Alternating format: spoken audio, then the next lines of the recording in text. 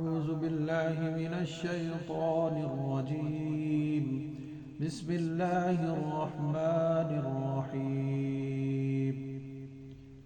عم يتساءلون عن النبأ العظيم الذي هم فيه مختلفون.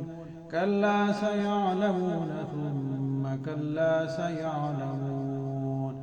ألم نجعل الأرض مهادا والجبال أوتادا وخلقناكم أزواجا وجعلنا نومكم سباتا وجعلنا الليل لباسا وجعلنا النهار معاشا وبنينا فوقكم سبعا شدادا وجعلنا سراجا وهاجا وأنزلنا من المعصرات ماء ثجاجا لنخرج به حبا ونباتا وجنات ألفافا.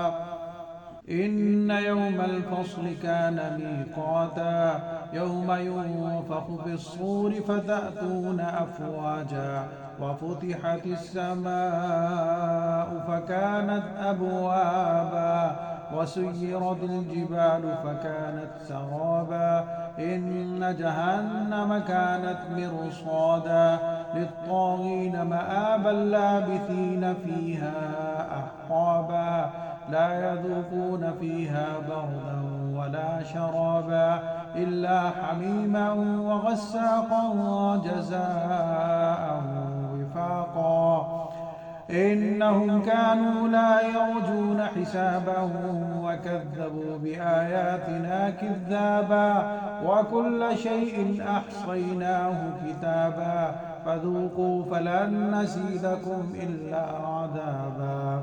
إن للمتقين مفازا حدائق وأعنابا وكواعب أترابا وكأسا دهاقا لا يسمعون فيها لغوا ولا كذابا جزاء من ربك عطاء حسابا. رب السماوات والأرض وما بينهما الرحمن لا يملكون منه خطابا. يوم يقوم الروح والملائكة صفا لا يتكلمون إلا من أذن له الرحمن وقال صوابا.